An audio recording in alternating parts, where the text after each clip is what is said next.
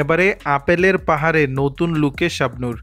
এক সময়ের জনপ্রিয় চিত্রনায়িকা শাবনূর এখনও তার নাম ঢালিউডে সমান গুরুত্ব রাখে। তবে এ জগৎ ছেড়ে তিনি পাড়ি দিয়েছেন দূর দেশে। অস্ট্রেলিয়ার সিডনিতে বসবাস করছেন দীর্ঘ সময় ধরে। দেশে আসা যাওয়ার মধ্যে থাকেন চিত্রনায়িকা।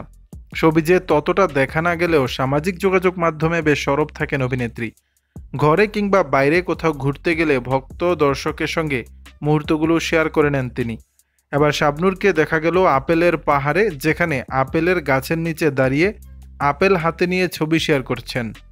সবুজ গাছের পাশে সাদা কালো পোশাকে কাড়লেন 90-এর পর্দা কাঁপানো অভিনেত্রী। ক্যাপশনে তিনি লিখেছেন, বিলপিনে এই দিনটি ফল তোলার জন্য। অস্ট্রেলিয়ার সিডনিতে জায়গাটি আপেলের পাহাড় হিসেবে জনপ্রিয়।